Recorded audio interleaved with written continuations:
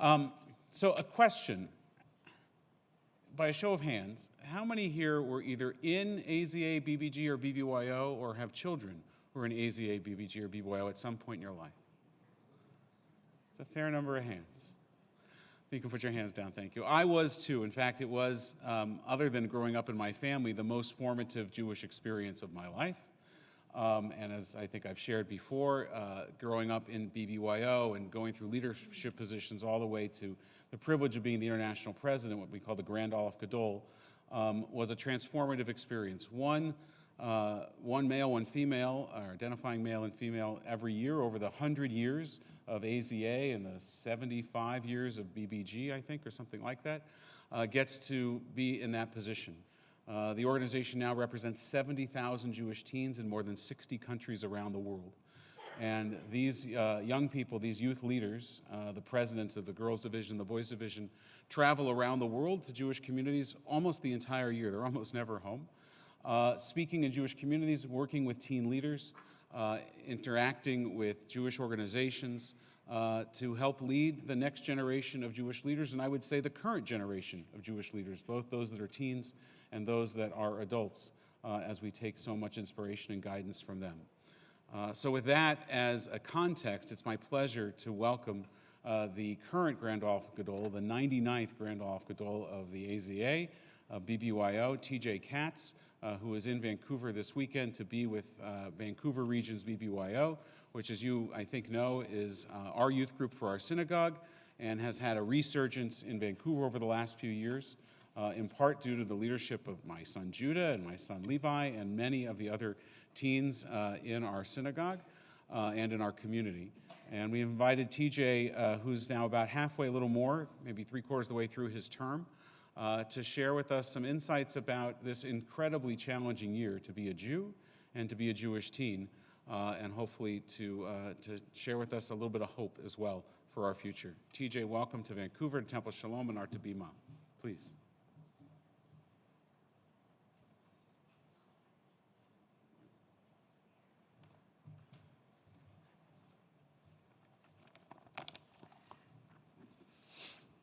Shabbat Shalom, everyone.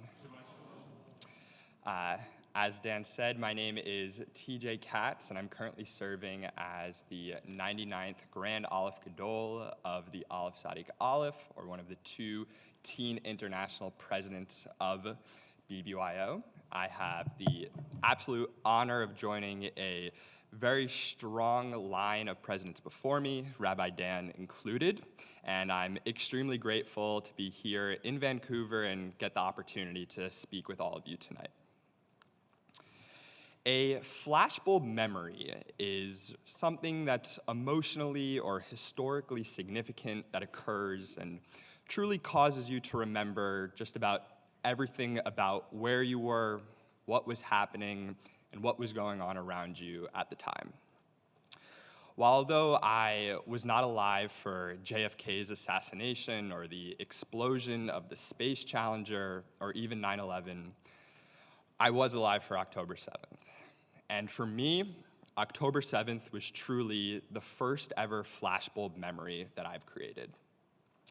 I remember the exact bed I was in when I woke up to countless notifications, the way my neck felt from sleeping in a very strange orientation, and just about everything else that followed that day.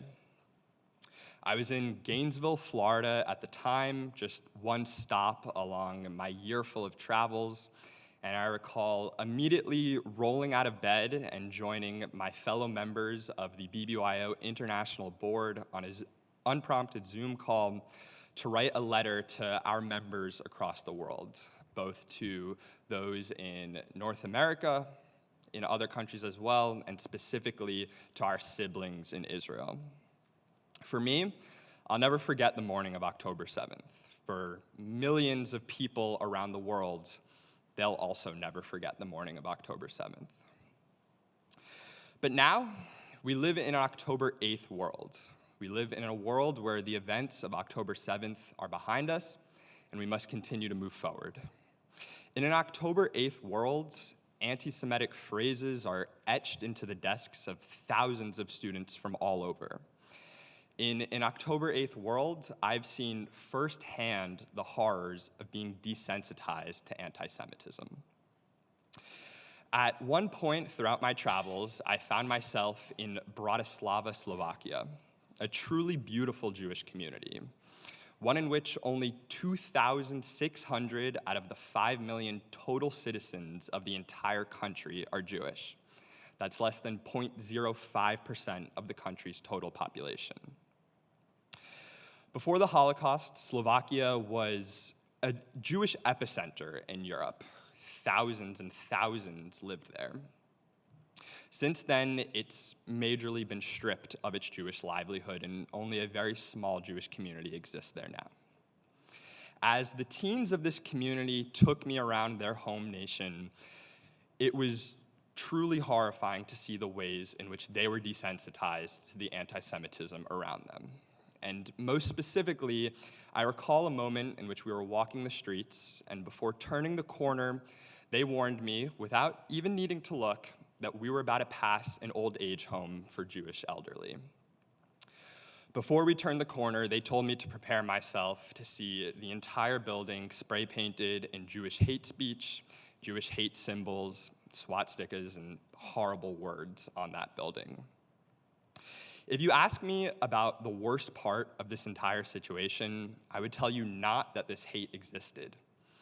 People have hated the Jews since day one, and they will hate us till the end of time. To me, the worst part of this entire situation was the fact that they did not seem disturbed by this. In an October 8th world, there are teens around the world, adults as well, who just accept anti-Semitism as normal and as a part of their everyday lives. It's the fact that in a span of a few months, these teens told me that anti-Semitism was once a latent fact. It was something that didn't really seem apparent at the surface, but if you dig a little deeper into it, you could tell that it existed. And within the span of a few months, it became something that was present every day for them in school, every day when they walked from their home to anywhere else in town, when they went to synagogue, or truly anywhere else. I begged them to question this. I asked them, why do you think your family is here? Why do you think that after the Holocaust, they decided to return here?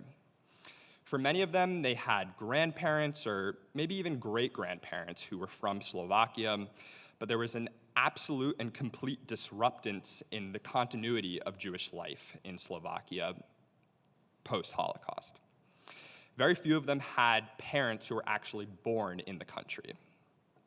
Many of them answered the exact same thing, and it was this concept of community, resilience, and strength.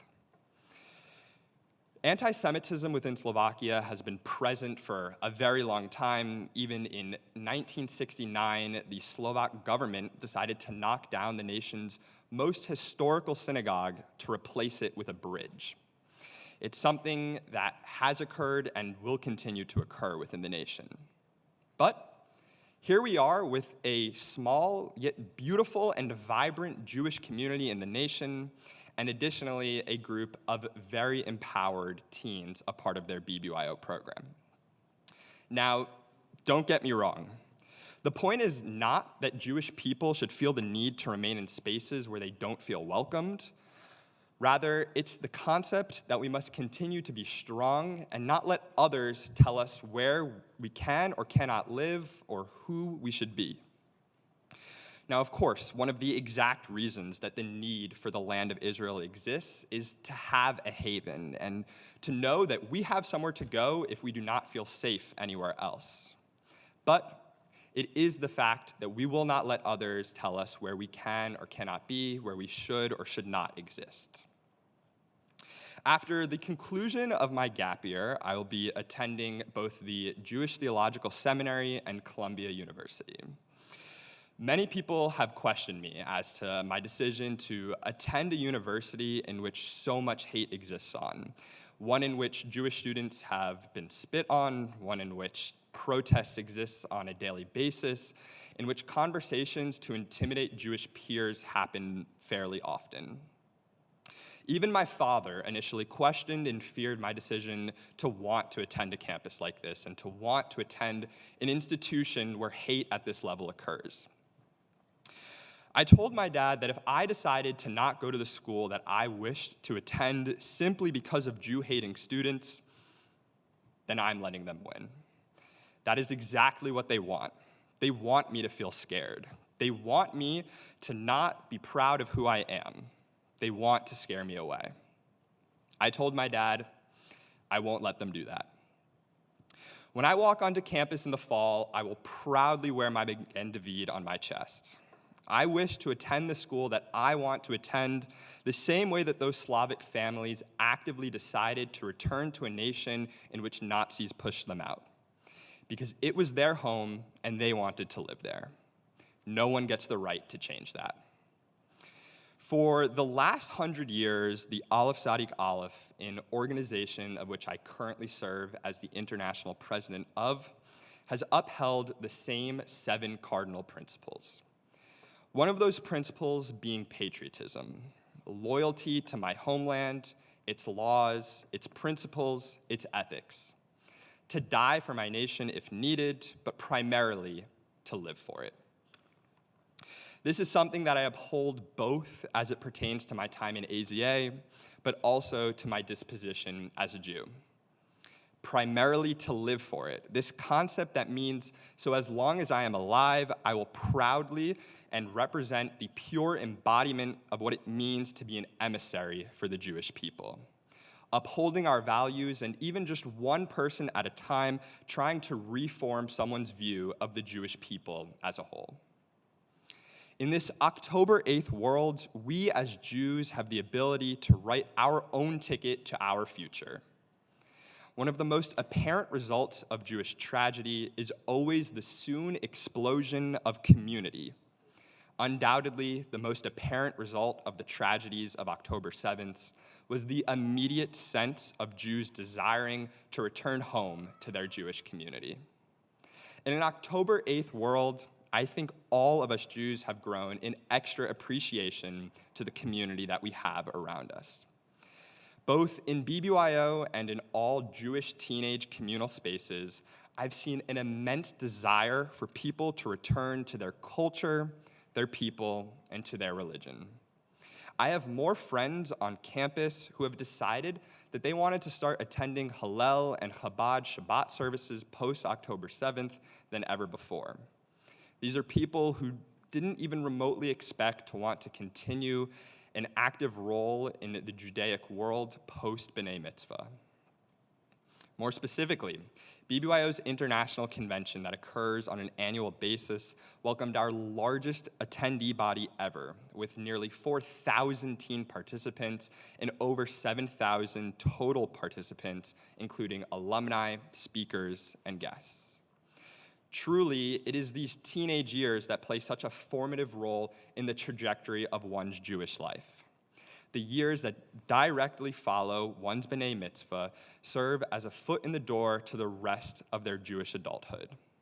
I've seen BBYO specifically intercept Jewish teens in this time who never expect to step foot in another Jewish space again, become eager to sing Havdalah blessings with their friends.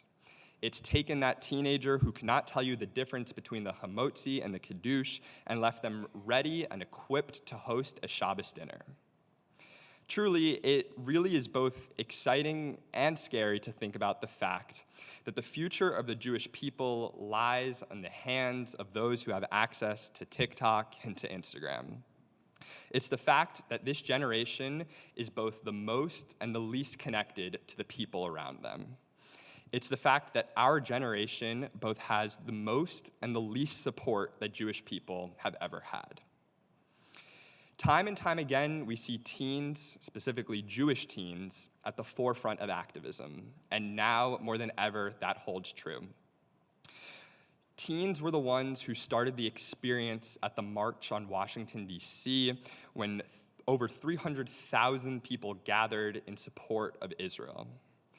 It's teens in BBYO who I have seen around the world educating their educators on what is happening and how they can best handle the situations on a daily basis in their schools. I can only hope, and I'll tell you that there's every indicator from every community that I have stepped into this year that there is a strong Jewish future ahead of us.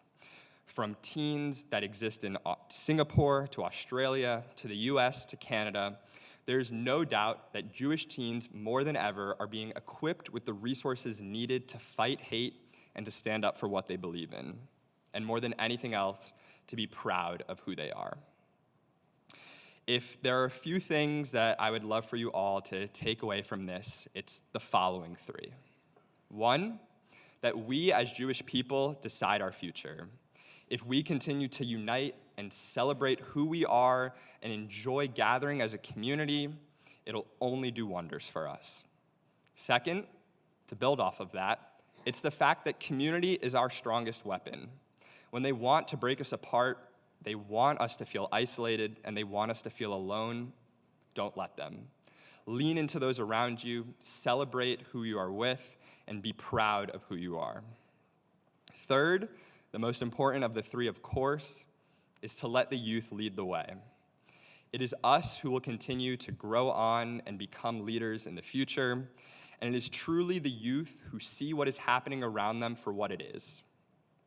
Good Shabbos, everyone.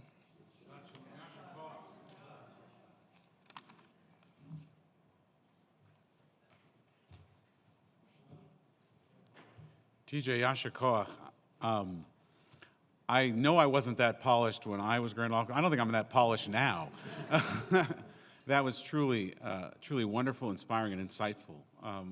It's such a privilege to have you in our community, and for all of us, I think, to hear that perspective and that fresh voice. And you're absolutely right. We need to listen to our teens and our youth. They are very much on the front lines here on our campuses and in Israel. And just as we talk about with climate change, and we can talk about now with anti-Semitism, it's the world that we are living in that they're going to inherit. And we would be fools not to take our cue from you and to take wisdom from you as well. So thank you for sharing it with us, and thank you all for being here to listen to it. Now go home and share it with your own kids. Get them involved in BBYO or any Jewish youth group or any Jewish camp, and help them and all of us to create the world that TJ talks about. We're going to continue page 586. We'll rise for Elena.